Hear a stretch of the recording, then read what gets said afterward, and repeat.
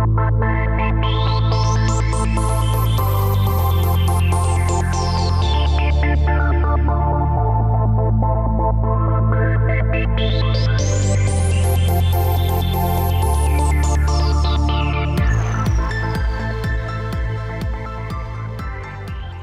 is a Seeking Delphi special edition, previewing the 2018 IEEE Technology Time Machine. I'm Mark Sackler. The future lives here. IEEE is the Institute of Electrical and Electronic Engineers. It's not only the world's largest technology organization, but a major advocate for standards and ethics in emerging technology.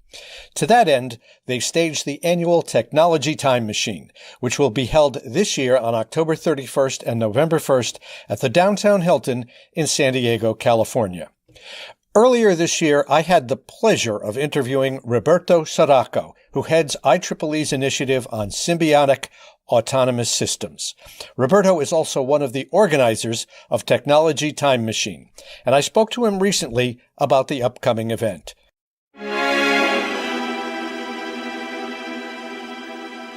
Roberto, welcome back to Seeking Delphi. Thanks for joining me. A pleasure, Mark. We're here to talk about IEEE's Technology Time Machine, but first, if you will, tell us a little bit about who IEEE is, what they do. Okay, well, IEEE is an organization that is clustering engineers all over the world, and actually it's more than engineers.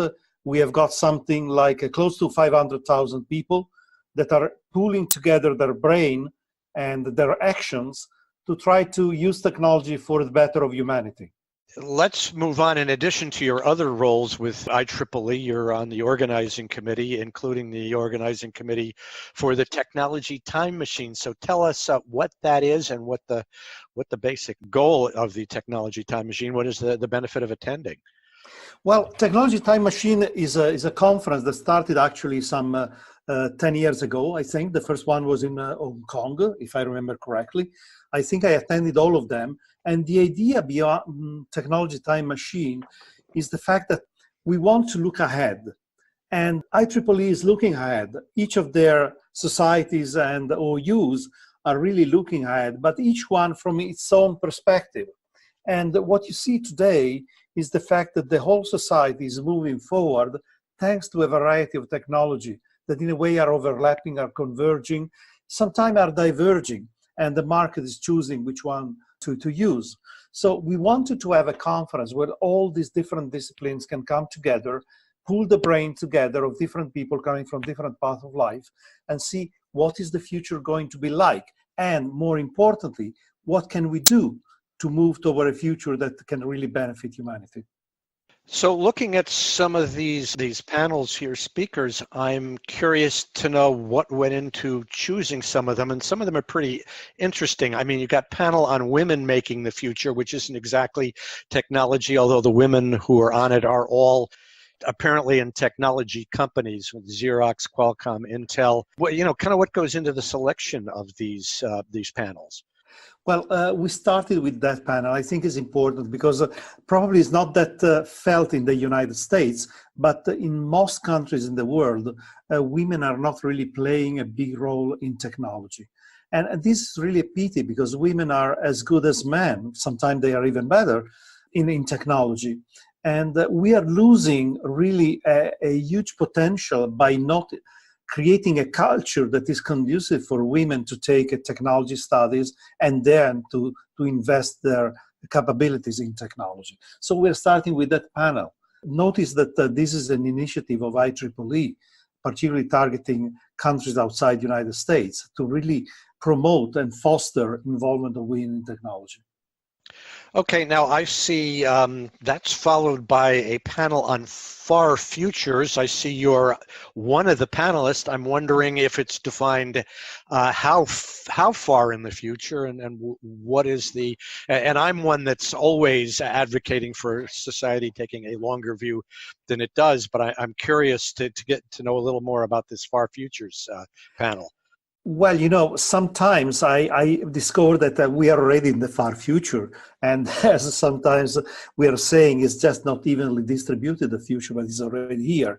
Now, the real point of this panel, although we have an horizon that is about 240, 250, is not as much as looking farther down the lane, but looking at things with a different point of view. So as an example, we have an agricultural food systems in following as a discussion in the afternoon. And these guys are going to look at the genetics, at the way of using robots in the fields, and ways of growing crops in areas that today are completely desert and so on, to feed a growing humanity. Well, this is all fine, and this is something that is happening today. Of course, technology will evolve and will be even more effective in the future. But when we're discussing this kind of thing in the far future panel, we are not looking at agriculture from the point of view of saying, hey, how can we create more yield?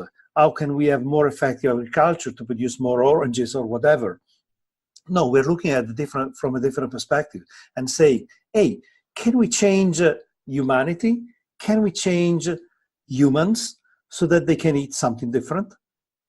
And you see, it's a completely different approach to the problem. It's the same problem, it's the same issue, but taking a completely different approach. So we're looking at genetics and we're saying, can we use bacteria? We already have bacteria, plenty of bacteria in our guts.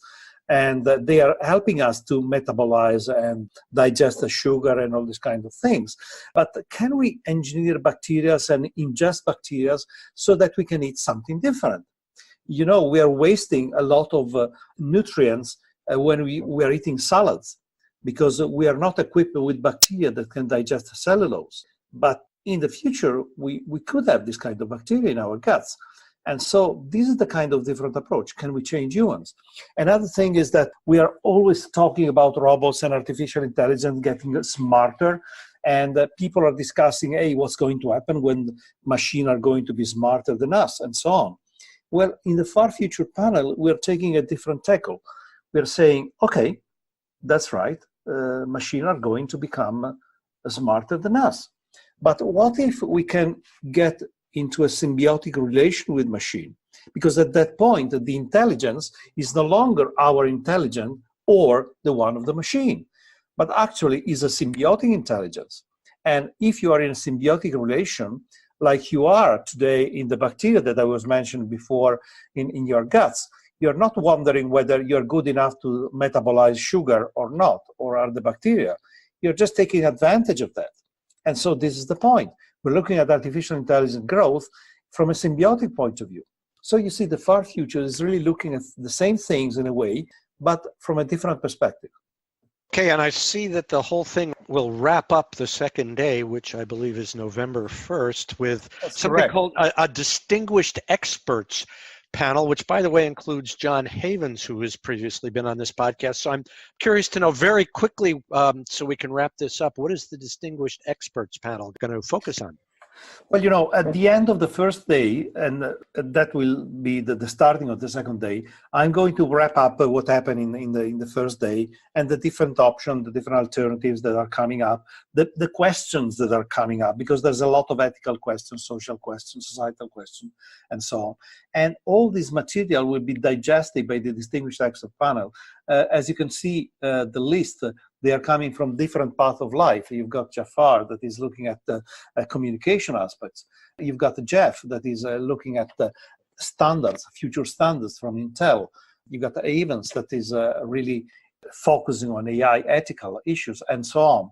So they are going to revisit all what has been discussed before from various points of view and discuss, okay, how can we work on this all together to make it happen, and to make it happen in the way that we like to have it happening.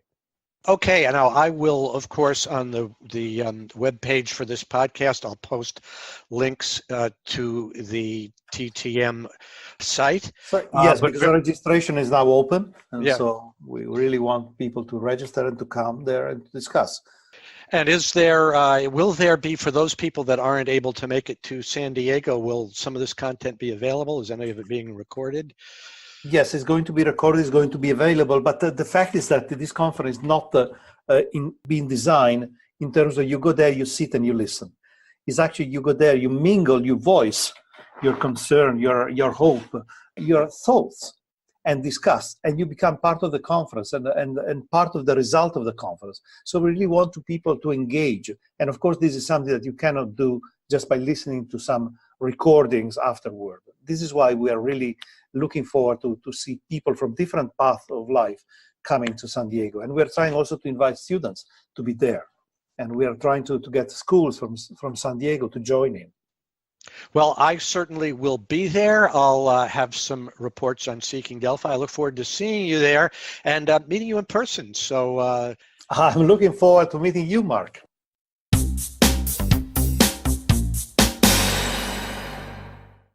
In addition to the main technology time machine, there are 2 additional programs. These are a free workshop on symbiotic autonomous systems on October 30th and a reduced rate brain initiative conference on November 2nd.